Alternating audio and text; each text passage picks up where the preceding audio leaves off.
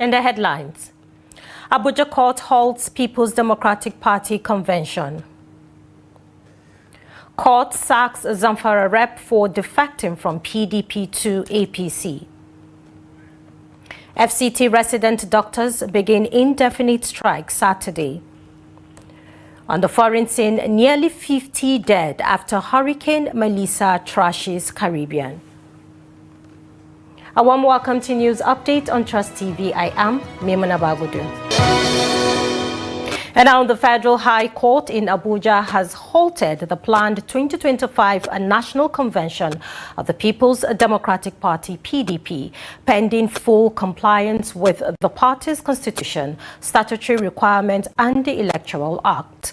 Delivering judgment in a case filed by 3 aggrieved PDP members, the court also restrained the Independent National Electoral Commission, INEC, from recognizing or accepting any report from the convention unless due process is followed in line with the law and the Commission's own regulations. And Trust TV's Ibrahim Ismail reports.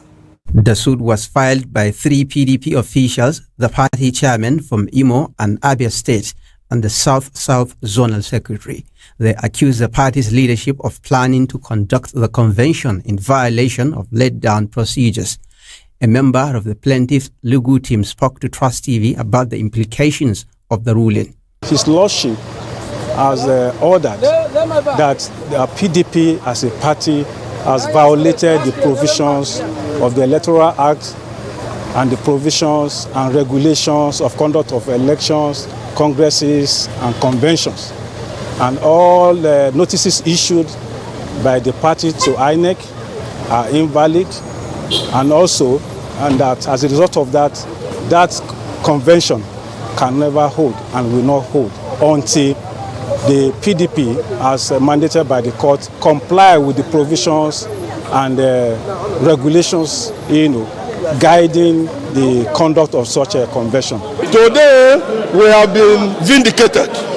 Yes. Vindicated that we stood for democracy, we stood to deepen internal democracy in our party, and we stood for the right thing, for the right cause. The court today have given clear judgments that political party administration must be run in line with the law. Of course, in line with the law. Some party stakeholders, however, described the ruling as a setback for the PDP at a critical time when internal unity is needed. Reacting to the judgment, the national chairman of the PDP, Ilia Damagun, said the party will appeal the decision. We just had the judgment, and as law-abiding citizens, we have noted it. Not that it has gone down well with us. Definitely, this is not what we expect. We will appeal it, let it be on the record, and that 3 people cannot subvert democracy. I want to say this emphatically, that this judgment today is a panacea to annihilating democracy in this country, because you cannot stop a whole political party from exercising its legal right. We have authorities whereby we have, it's supposed to be an internal affairs of the party. Just because 1 or 2 saboteurs are out to destroy this party, God will not let them be. Who are those saboteurs? You know them. The chairman of the PDP Governors Forum, Bala Mohammed, also commented on the matter, urging calm among party members while the legal process runs its course. We came because we respect the rule of law. We respect our legal system in Nigeria, but we are really very disappointed because the judgment is argumentative. They were just trying to justify the unjustifiable, and of course praising or celebrating impunity, and of course interference in the internal affairs of parties, and even placing saboteurs within the realm of political parties. You can just imagine an officer of the party coming to give bad witness against the party. and that person is celebrated as having doing his distance. If you are a member of a party, you are supposed to go with the party, with the decision of the party. It is left to be seen what will happen next. From the Federal High Court in Abuja, Nigeria's capital, Ibrahim Ismail reporting for Trust TV.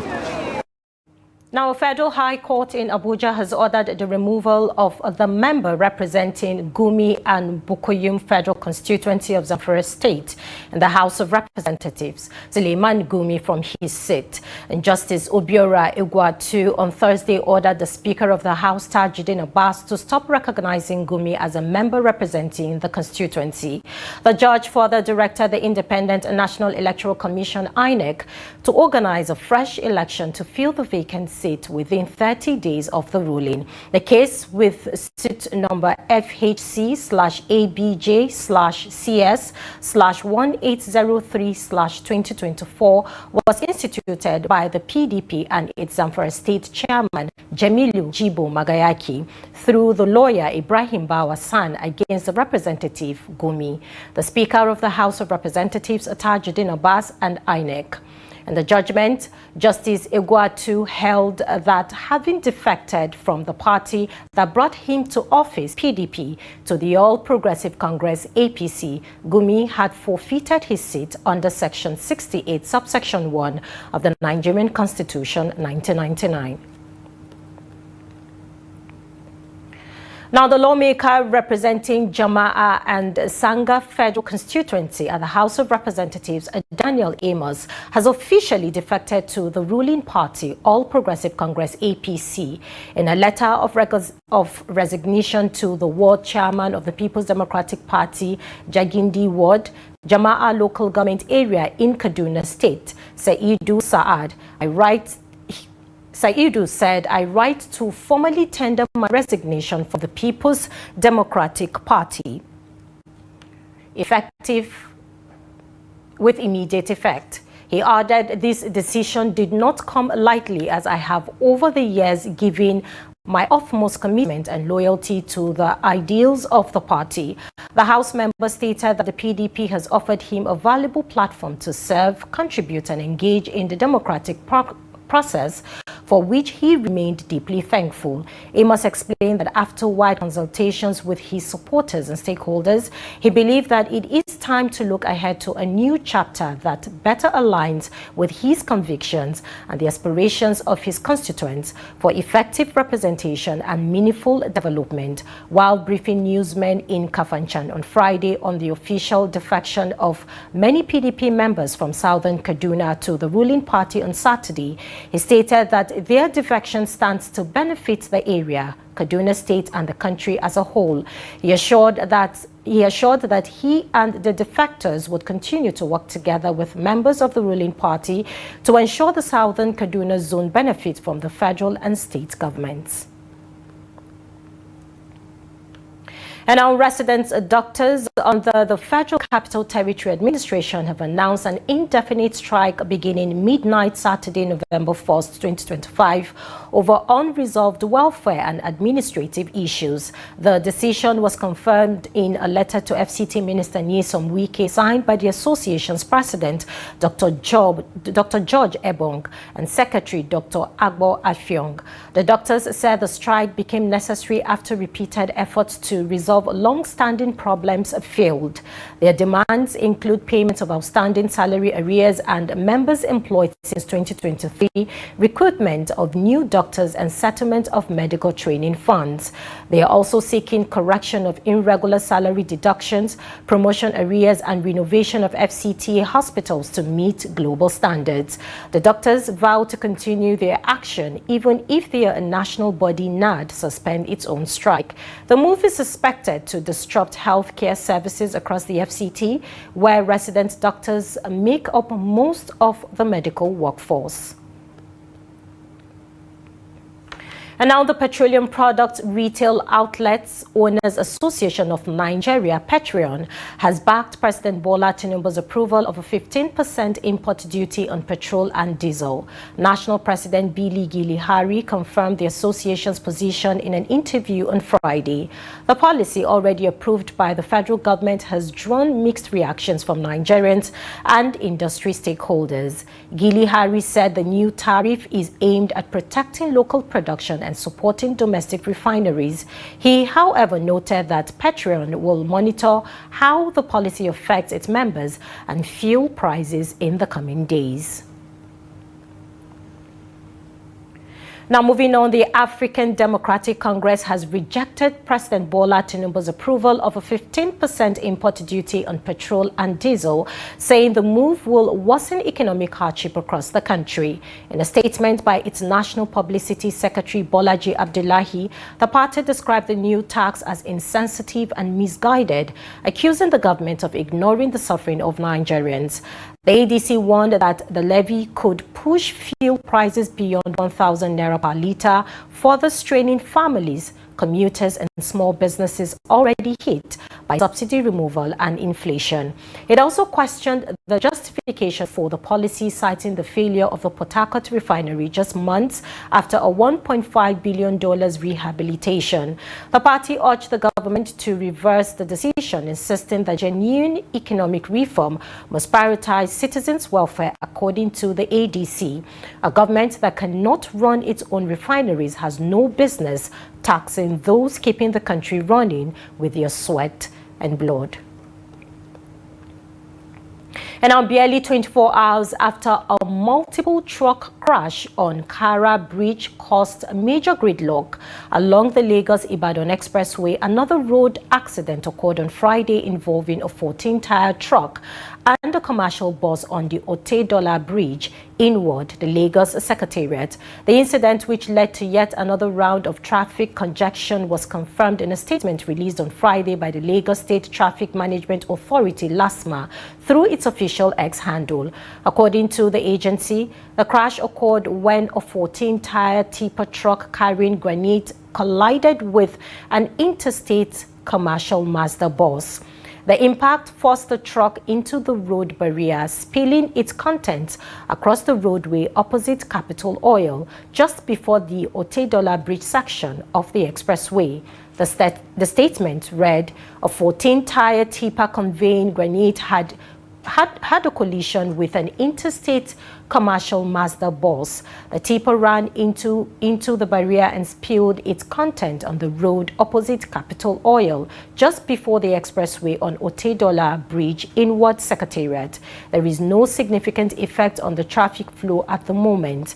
And LASMA officials said recovery efforts were ongoing as a tow truck was expected to arrive at the scene, while personnel remained stationed at the location to manage traffic and ensure safety. The latest crash comes a day after another tragic multiple truck collision on Kara Bridge outward Lagos claimed at least 8 lives and caused a massive traffic backlog stretching through Berger and adjoining routes. The Lagos State Emergency Management Agency has confirmed the death of one person following the collapse of a 3-story building in the Apapa area of Lagos. 8 others were rescued alive from the rubble after the structure at 28 Baale Alaya Biagwa Street, Ajegule, suddenly gave way on Thursday. Now, LASEMA's Permanent Secretary, Dr. Olufemi Oke Osanyitolu, said emergency teams arrived at the scene shortly after 11 a.m. and found several workers trapped beneath the debris. Survivors, all adult males, received first aid before being taken to Ajerumi General Hospital for further treatment. And eyewitnesses said the building was undergoing manual demolition when it suddenly collapsed. Oke Osanyitolu said recovery operations have been completed and investigations are underway to determine the cause of the incident. This comes just days after another building collapse was reported at Cole Street, Oyingbo, where several residents were trapped. This is News Update on Trust TV coming up after the break. Potiskum women defy social norms, invest in male-dominated trailer business. More news when we return. Do stay with us. Welcome back. If you're just joining us, this is the News Update on Trust TV. Let's take a look at our top stories once again. Abuja court halts People's Democratic Party convention. And court sacks Zamfara rep for defecting from PDP to APC. Now moving on to more stories. In Potiskum, Yobe State, a town famous for its bustling trailer park and thriving transport business, a growing number of women are defying social norms to invest in a trade long dominated by men.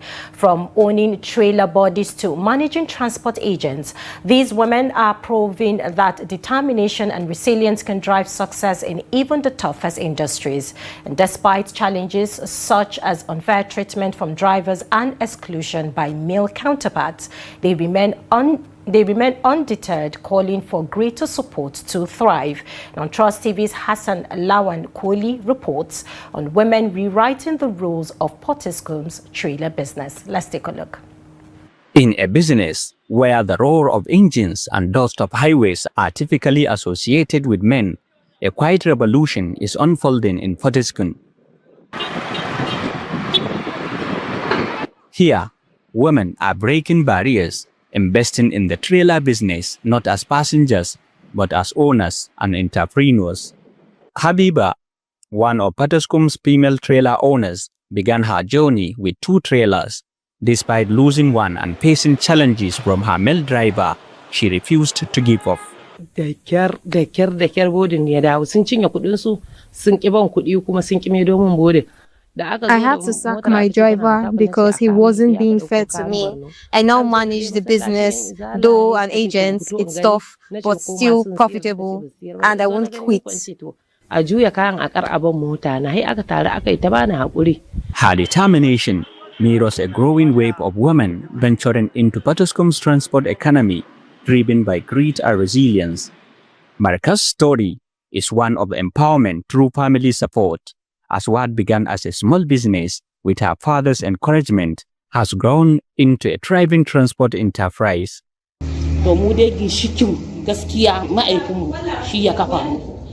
My father supported me to start a small business. I bought my first trailer body for 2 million naira. Today I own 5 and I'm still expanding. I want more women to define the odds and join this business.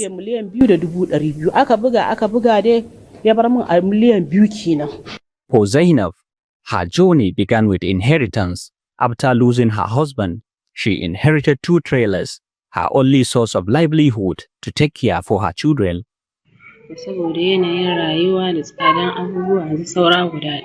The maintenance is very expensive. I had to sell one of the trailers, but I still depend on the others to support my children. We just need more support to keep going.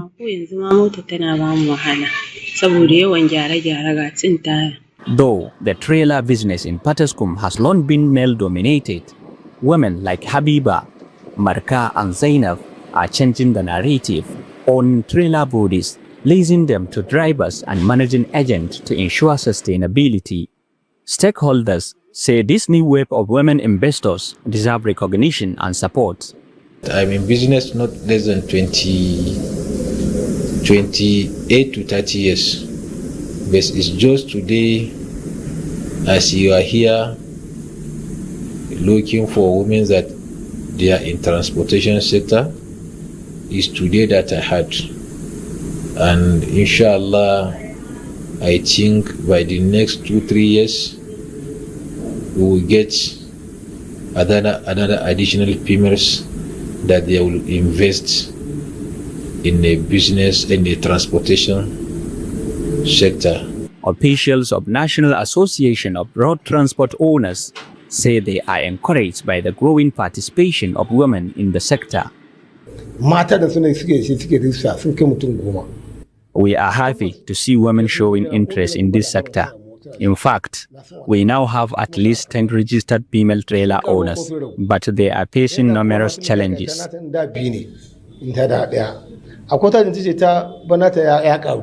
In a male-dominated industry, where discrimination and financial hardship often discourage women, Potoskum's trailer business is witnessing a new chapter, one written by women determined to steer their own destiny. From managing agent to owning fleets, these women are proving that empowerment isn't just about opportunity, it's about courage, resilience, and the will to succeed. Hassan Koli, Trust TV News, Gombe. Now moving on, the House of Representatives has launched an investigation into the widespread complaints of arbitrary tax deductions from the earnings of civil and public servants. Lawmakers say the probe will also examine multiple bank charges imposed on customers across the country. The decision follows public outcry over what many Nigerians describe as unfair and excessive financial burdens. An ad hoc committee chaired by Kelechi Nwogu has been inaugurated to review how taxes, levies and salary deductions are applied and remitted. The panel will also assess the fairness of various bank fees, including value-added tax on existing charges. Speaker Abbas Tajuddin, represented by Chief Whip Usman Kumo, said the investigation underscores the National Assembly's commitment to protecting citizens from exploitative financial practices. And now we move to business. The Securities and Exchange Commission says Nigerians have lost more than 316 billion naira to Ponzi schemes and illegal fund managers over the years. Head of FinTech and Innovation Abdul Rashid Dang Abu disclosed this during a journalist academy in Abuja, warning that greed and ignorance continue to fuel the problem. He described Ponzi scheme as fraudulent operations that pay old investors from the deposits of new ones rather than genuine business profit. Dan Abu cited notorious cases such as Nigeria, which wiped away 18 billion naira, and Galaxy Construction, which took over 7 billion naira. He urged investors to always verify any investment with the SEC before putting in their money. And SEC Director General Emomotimi Agama said the commission is working with the CBN and EFCC to trace illicit wallets and recover stolen funds. He noted that while digital assets are reshaping modern finance, strong regulation and investor protection remain essential to prevent scams and build trust. Now, away from Nigeria, nearly 50 people are dead after Hurricane Melissa tore through parts of the Caribbean. Officials say the powerful storm left a trail of devastation across Jamaica, Cuba, Haiti, and the Dominican Republic, and is now bearing down on Bermuda. The U.S. National Hurricane Center reports a maximum sustained winds of about 100 miles or 155 kilometers per hour. Haiti has recovered at least 30 deaths, 20 injuries, and more than 16,000 people in shelters. In eastern Cuba, hundreds of thousands were evacuated as flooding, power outages and collapsed homes crippled several provinces. The storm also battered Jamaica, where communications and transport remain cut off. Scientists say climate change made Hurricane Melissa up to 4 times more likely, underscoring the growing intensity of extreme weather across the region. And that's the much we can take on news updates on Trust TV. Do well to follow us on all of our social media platforms and subscribe to our YouTube channel for more news. Catch us at 9 p.m. for more news. I am Maimuna Bagode.